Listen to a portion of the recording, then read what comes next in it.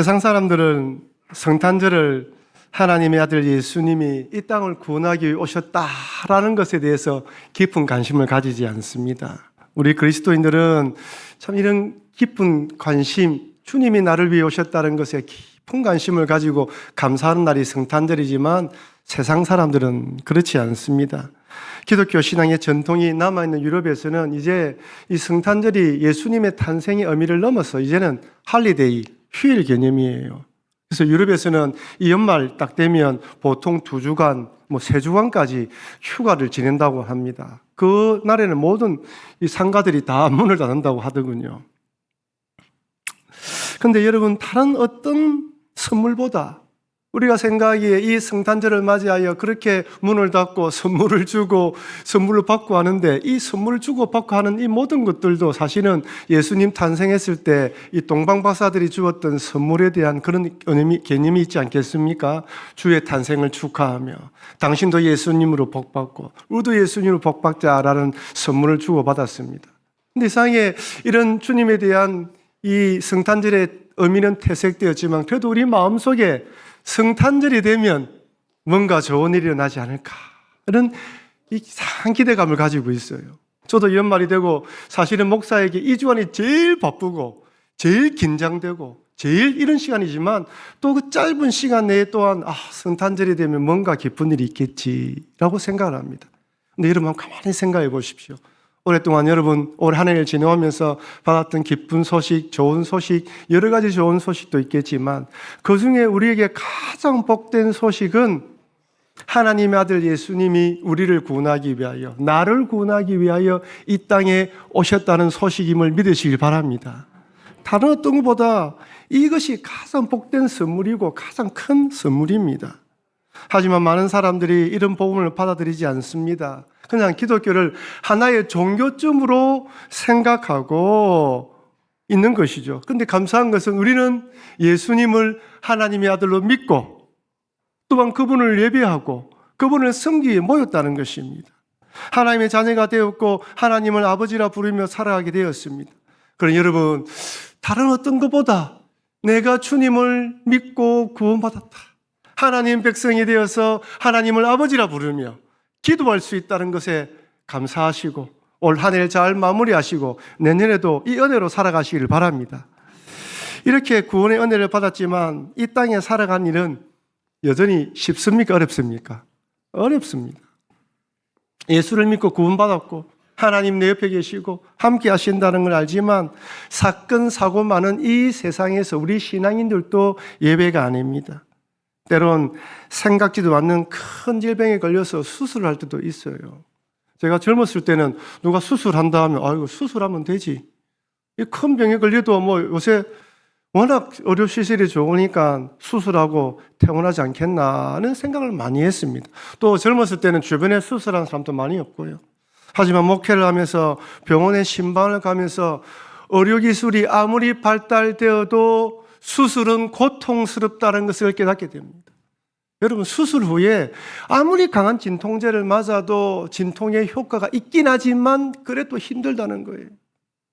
수술한 후에 빨리 회복되기를 바라지만 회복이 더디지고 수술한 부위가 아프면요 정말 힘들다는 거예요. 어떤 분은 이야기를 들어보니까 목사님 정말 창문 열고 뛰어내리는 사람의 심정을 알겠다는 거예요. 힘든 것입니다. 물질의 어려움, 인간관계의 괴로움 어떻습니까? 이 땅의 영원한 숙제가 뭐죠? 뜻과 인간관계의 문제예요. 먹고 사는 문제, 인간관계의 문제는 풀리지 않는 숙제입니다. 나름 열심히 살아보려고 애를 쓰지만 먹고 살기가 왜 이렇게 힘든지 모릅니다. 사람관계는 더 어렵습니다. 이제 얼마큼 나이가 들어서 이젠 적응할 만하다 하다 하지만 여전히 인간관계를 맺기가 쉽지 않아요. 나를 싫어하고 못마땅해 하는 사람이 있는 것처럼 내 마음에 들지 않는 사람도 종종 있습니다. 왜 저렇게 하지? 왜 저렇게 생각하지? 하지만 이때라도 하나님이 함께 하신다는 믿음으로 우리는 이겨내야 됩니다. 비록 이 세상 살아가면서 힘들고 어려운 건 사실이지만 그러나 주님 우리와 함께 하시는 것이죠. 오늘 본문은 이 부분에 대해서 우리에게 강력한 메시지를 줍니다. 예수님께서 왜 이 땅에 오셨는지 잘 설명해 주십니다. 여러분, 왜 예수님이 이 땅에 오셨습니까? 한번 따라합시다. 죄의 문제를 해결하기 위해서입니다. 이것을 잊어버리면 안 됩니다. 마태복음 1장 21절 우리 같이 읽겠습니다.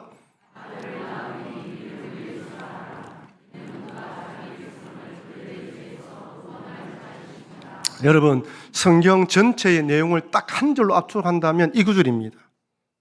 이름을 예수로 하라. 그는 자기 백성을 그들의 죄에서 구원할 자이심이라. 오늘 요셉의 이 이야기는 잘 아는 이야기입니다. 여러분, 마태복음은 요셉에 대해서 이야기하고 누가복음은 마리아에 관한 관점에서 이야기를 하고 있어요. 여러분, 요셉과 마리아는 약혼을 했습니다. 그 당시 약혼은 정식 결혼으로 인정을 하되, 그죠? 1년 정도 시간을 두고 1년 후에 정식 결혼을 했다고 합니다. 하지만 약혼했다는 것 자체가 결혼을 인정을 해줘요.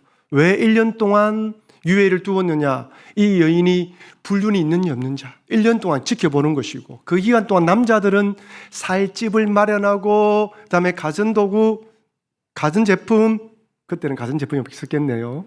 그런 것들을 장만하는 시간이었다고 합니다. 1년 동안 기간을 둔 거예요. 그러니 지금 요셉에게 천사가 찾아온 시점은 약혼을 하고 결혼 합방하기까지 어느 시간에 천사가 찾아와서 이야기를 하는 것입니다. 그런데 천사가 찾아오기 전에 요셉이 무슨 소식을 들었어요? 마리아가 임신했다는 소리를 들었습니다. 결혼하기 전에 합방을 하지 않은 상태에서 임신했다는 것은 불륜이죠. 어려운 사람이기 때문에 가만히 끊고자 합니다. 이때 천사가 꿈에 찾아와서 말씀하며 죄에서 구원할 자라 예수라고 이야기를 합니다. 그래서 이름을 예수라 지으라고 이야기를 하는 거예요. 오늘 본문에서는 하나님의 사자가 요셉에게 나타나서 이렇게 말씀하셨잖아요.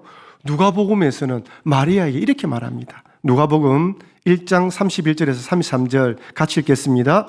보라, 내가 잉태하여 아들을 낳으리니 그 이름을 예수라 하라. 그가 큰 자가 되고 지극히 높으신 이의 아들이라 일컬어질 것이요 주 하나님께서 그 조상 다윗의 왕위를 그에게 주시리니 영원히 야곱의 집을 왕으로 다스릴 것이며 그 나라가 무궁하리라.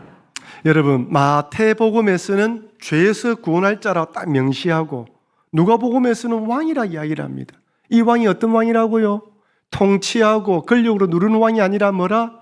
죄에서 구원할 왕이라는 것을 연결시켜서 설명하는 거예요.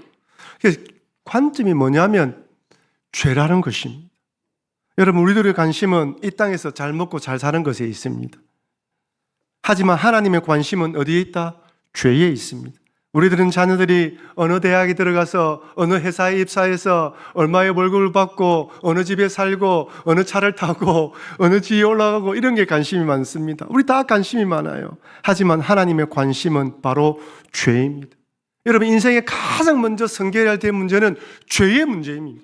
내가 왜 이 땅에 태어났고 왜 인생에 이렇게 고달픈 일이 많이 일어나며 전쟁과 재앙과 아픈 일이 많이 일어나고 나는 죽으면 어디로 갈 것이며 죽음이 어떤 것이 있은가, 이 모든 것들은 죄로 연결되어 있습니다. 죄의 문제에 대해서 한번 깊이 인식하고 이 문제에 대해서 답을 내리지 않으면요, 그 인생은 허무한 것입니다. 요즘 많은 사람들이 다이어트에 관심이 많아요. 길거리를 그러다 보면 피트니스 센터 광고 전단을 볼 수 있는데요, 한결같이 비포와 애프터가 있어요. 비포, 애프터. 그죠? 늘씬한 몸과 좀 살이 찐 모습을 비교해 보여줍니다. 세상 사람들의 관심, 우리의 관심은 조금 더 비포, 애프터. 이전에 우리가 살던 데와 현재 나는 어떻게 살고 있는지 관심이 있어요. 근데 하나님의 관심은 비포 예수, 애프터 예수예요. 예수를 믿기 전에 너희들이 어떤 삶이었고 예수를 믿은 후에는 우리가 어떤 삶이냐, 여기에 관심이 있습니다. 여러분, 인생에서 가장 먼저 성결해야 되는 문제는 바로 죄 문제입니다. 여러분, 왜 이렇게 인생이 힘듭니까? 어렵습니까? 전도서는 솔로몬 왕이 쓴 GS입니다. 그는 전도서의 첫 부분을 이렇게 시작합니다. 전도서 1장 2절 같이 읽겠습니다. 전도자가 이르되 헛되고 헛되며 헛되고 헛되니 모든 것이 헛되도다. 헛되고 헛되며 헛되고 헛되니 모든 것이 헛되다. 이 구절에만 벌써 5번의 헛되다는 말을 반복하고 있습니다. 왜 이 헛되다는 말 반복할까요? 이게 헛되다는 히브리어가 하벨, 헤벨 뭐 이런 말로 하는데요. 증기, 호흡, 실체가 없다, 멋없음, 그 다음에 허무한, 아무런 결과를 낳지 못하다는 말이에요. 아무것도 없다는 것입니다. 헛된 인생이라는 거예요. 여러분, 우리가 살아가는 이 세상은요, 뭔가 성공을 이뤘다 하지만은 만족이 되지 않은 세상이에요. 허무가 찾아옵니다. 제된 세상에 살아가는 사람들은요, 가슴 속에 다 하나 밑빠진 독을 가지고 살아가는 사람들입니다. 아무리 열심히 부어도 밑빠진 독은 채워지지 않습니다. 죄로 인해서 밑이 빠지기 때문에 우리 인생에 세상에 좋은 것을 아무리 갖다 부어도 만족이 되지 않아요. 그래서 인생의 허무가 찾아옵니다. 여러분, 조금 우리 보통 평범한 사람들이 살아가면서 가지려고 해도 가지지 못해오는 이 안타까움과 물질이 많은 사람들이 아무리 채워도 채워지지 않은 허무감, 이 둘을 비교해 볼 때 어느 것이 더 괴로울까요? 비교할 수는 없겠지만요, 많이 가졌고 성공했다고 사람들에게 박수갈채를 받는데 그 마음의 허전함은요, 이루 말할 수가 없는 것입니다. 아무리 넓은 집을 가져도 많은 돈을 벌어도 세상이 부러워하는 사람이 되어도 허물은 사라지지 않습니다. 늘 목마른 인생이죠. 왜 그렇습니까? 죄 때문에 밑빠진 독이 되었기 때문이에요. 여러분, 그 독을 채우지 않으면요, 어떤 것을 부은다 하더라도 다 빠져나갑니다. 그러다가 언젠가는 죽음으로 생을 마감해요. 허무한 인생을 살다가 나도 모르게 찾아오는 죽음의 출석부, 죽음의 초청장을 받고 이 땅을 떠나갑니다. 여러분, 이 세상에 누가 죽음을 이길 수 있습니까? 아무리 위대한 왕일지라도, 절세의 미인일지라도 죽음을 이기지 못합니다. 그렇게 똑똑하고 총명하고 천하의 근세를 가지는데 죽음이 출석부를 부르면 모든 걸 내려놓고 이 땅을 떠나갑니다. 우리가 알고 있는 수많은 유명한 연예인들, 위대한 위인들들요, 마지막 죽음을 앞두고 얼마 있지 않아서 다 이 땅을 떠났어요. 암입니다 라고 진단을 받고 빨리 떠나신 분도 있습니다. 죽음을 이기지 못해요. 여러분, 아무리 막강한 권력을 가져도요, 사랑하는 아내가 병에 걸려서 죽는 걸 막지 못합니다. 사랑하는 아들, 딸이 병에 걸려서 숨이 헐떡거리는 것을 바라보면서 막연히 그냥 지켜봐야 되는 것이 인생이에요. 성경은 우리 인생이 왜 이렇게 밑빠진 독처럼 되었고 허무가 찾아오고 죽음으로 끝나는지 그 이유를 분명히 설명합니다. 로마서 6장 23절 같이 읽겠습니다. 죄의 싹은 사망이요 하나님의 은사는 그리스도 예수 우리 주 안에 있는 영생이니라. 아멘입니까? 아멘입니다. 죄의 싹은 사망이에요. 어느 분이 말합니다. 목사님, 저는 죄가 없습니다. 그럼 당신이 죽지 않아야 돼요. 왜? 죄의 싹은 사망이라 되어 있거든요. 죄가 없으면 죽지 않습니다. 왜 죽느냐? 성경은 죄 때문에 죽는다고 분명히 이야기를 합니다.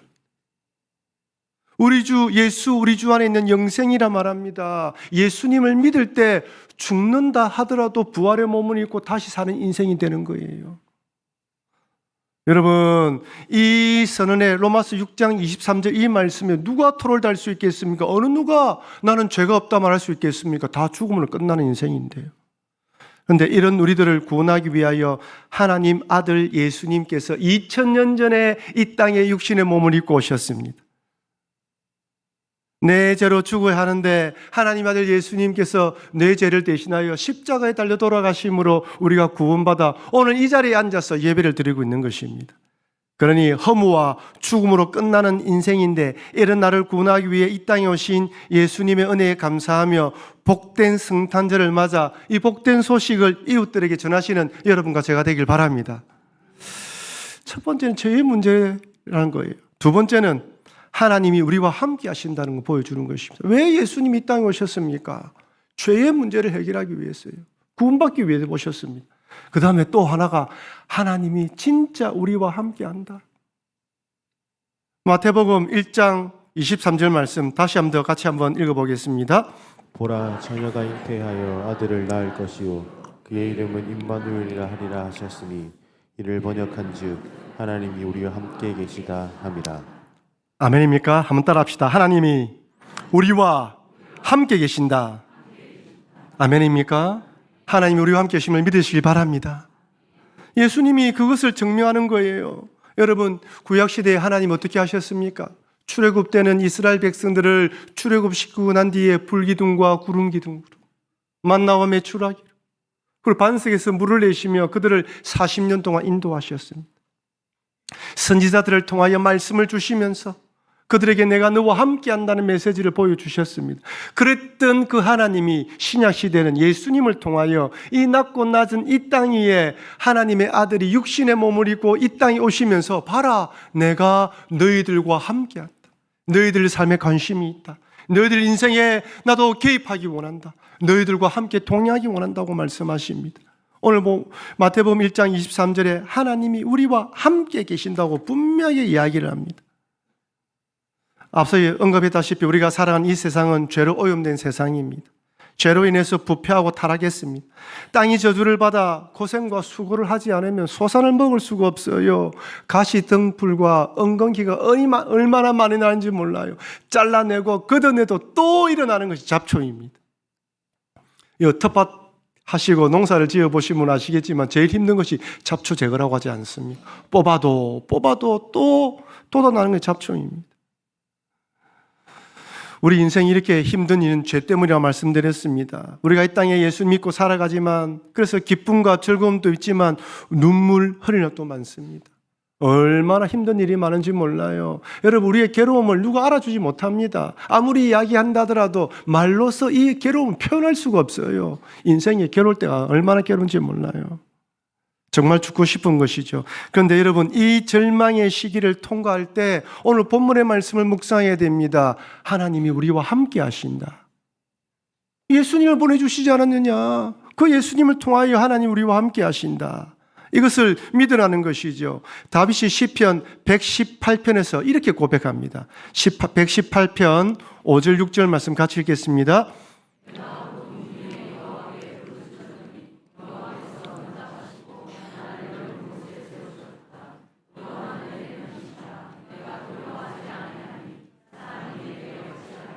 할렐루야. 여호와는 내 편이십니다. 하나님 내 편이라고 분명히 고백합니다. 다윗이 얼마나 인생이 힘들었습니까? 왕으로 세움을 받았지만 사울 왕의 추격으로 10년이나 도망다녔습니다. 말년에는 아들 압살롬의 반란으로 야반도주하다시피 신도 제대로 신지 못하고 도망한 인생이었어요. 얼마나 괴로운지 몰라요. 제가 요즘 계속 하루에 한 장씩 시편을 묵상하고 있는데요. 다윗이 그 괴로움이 얼마나 많았으면 하나님 왜 저리 멀리 계십니까? 환난 날에 숨어 계십니까? 라는 구절이 반복해 등장하는 거 막 읽었습니다. 인생이 고난 투성입니다. 그런데 다윗이 결론적으로 무엇이라고 고백합니까? 여호와는 내 편이라는 거예요. 나를 넓은 곳에 세워주셨다는 거예요. 여러분, 때로는 우리의 때와 하나님 때가 다를 수 있습니다. 고난의 시기를 통과해야 될 때가 있어요. 터널에 들어갔으면 터널을 통과해야 됩니다. 아무리 어둡고 무섭다 하더라도 달리면 끝이 나옵니다. 그때 우리 마음속에 하나님이 나와 함께 하신다. 하나님 나를 안전지대로 세워주실 것이다. 나를 넓은 곳에 세워주실 것이다. 성탄절을 맞이하여 하나님의 아들을 이 땅에 보내주신 예수님께서 나와 함께 하신다는 믿음을 가지고 승리하시는 여러분과 제가 되길 바랍니다. 예수님께서도 부활하시고 승천하실 때 제자들에게 또 이렇게 말씀합니다. 마태복음 28장 20절 내가 너희에게 분부한 모든 걸 가르쳐 지키게 하라. 볼지어다 내가 세상 끝날까지 너희와 항상 함께 있으리라 하시니라. 아멘. 따라합시다. 너희와 항상 함께 있으리라. 언제까지요? 세상 끝날까지.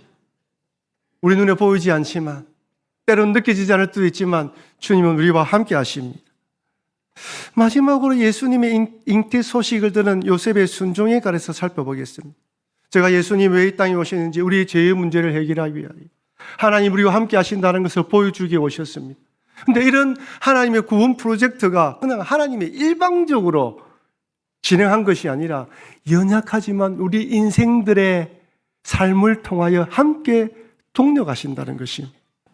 마태복음에서는 예수님의 잉태에 관한 요셉의 순종에 대해서 나와 있지만 누가복음에서는 마리아의 순종에 대해 나와 있어요. 성경에 짝이 딱 맞는 거예요. 마리아의 관점에서 살펴보고 요셉의 관점에서 살펴보게 만들었습니다. 그렇다면 여러분, 성령으로 예수님을 잉태할 마리아가 이 사실을 받아들이는 것과 그렇게 임신했다고 이야기를 들은 요셉이 그 마리아를 받아들이는 것, 요셉과 마리아의 믿음 중 어떤 믿음이 더 좀 강해야 이 믿음을 받아들일 수 있을까요? 말이 어렵습니까? 우리 부산부께서는 다 이해하시는데, 그죠? 마리아는 자기가 임신을 해야 돼요. 요셉은 임신한 마리아를 받아들여야 됩니다. 근데 마리아는 자기는 불륜이 없으면 100% 믿을 수가 있어요. 요셉의 입장에서는 제가 보기에는 요셉이 좀 더 믿음이 좋아야 될 것 같아요. 그런 여인을 받아들이려고 한다면. 어쨌든 요셉은 이 천사의 말을 듣고 받아들이기로 합니다. 우리는 생각합니다. 아이고, 나도 꿈에서 천사가 이야기하면 당장 믿지 뭐. 정말 그럴까요? 여러분, 쉬운 일이 아닙니다. 이게 무슨 꿈이야? 이렇게 생각할 수도 있습니다. 요셉은 바로 실행에 옮깁니다. 요셉이 이렇게 실행에 옮깁니다. 마태복음 1장 24절 25절 우리 같이 한번 읽어볼까요? 요셉이 잠에서 깨어 일어나 주의 사자의 분부대로 행하여 그의 아내를 데려왔으나 아들을 낳기까지 동침하지 아니하더니 나음에 이름을 예수라 하니라. 여러분, 이 구절에 요셉이 머뭇거리는 부분이 있습니까? 요셉이 잠에서 깨어 일어나 주의 사자의 분부대로 행하여 그의 아내를 데려왔으나, 여기 보면 뭔가 좀 일사천리 일이 진행되고 있어요. 요셉이 철저하게 순종하는 모습을 볼 수 있습니다. 요셉이 깨어 일어나 빨리 이 일을 시작한 이유가 무엇일까요? 요셉이 마리아의 임신 소식을 알았다는 것은 주변 사람들도 알았다는 이야기입니다. 여러분, 소문이 발이 없는데 멀리 나가죠. 좋은 소문보다 안 좋은 소문이 더 빨리 퍼집니다. 가지치기를 잘해요. 요셉은 누구보다 먼저 알았습니다. 그래서 마리아를 보호하기 위해서 빨리 마리아를 데리고 왔던 것입니다.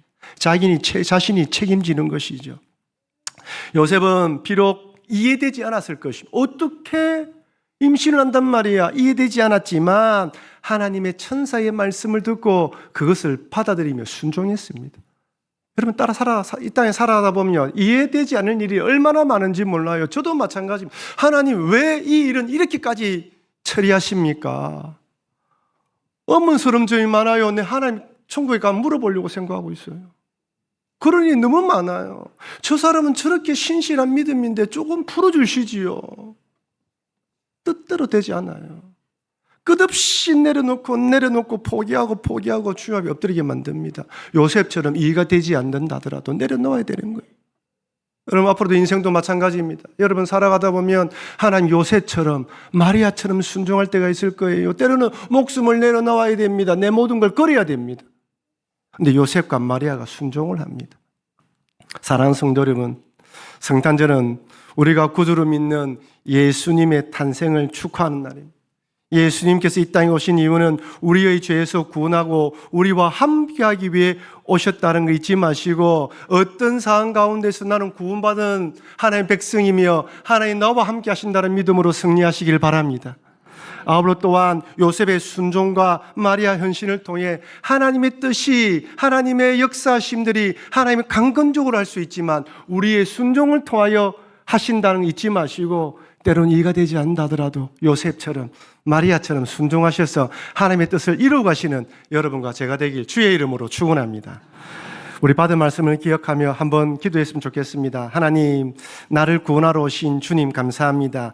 이 남은 평생 믿음으로 구원의 주를 의지하며 살아가게 하여 주시옵소서. 어떠한 일이 있더라도 주님이 나와 함께 하신다고 말씀하셨습니다. 그 주님 붙들며 이기게 하여 주시옵소서. 요셉이 마리아가 순종했던 것처럼 나도 순종하게 하여 주시옵소서. 이 마음을 가지고 우리 다 같이 한번 받은 말씀을 기억하며 한번 통성으로 기도하도록 하겠습니다. 기도하시겠습니다.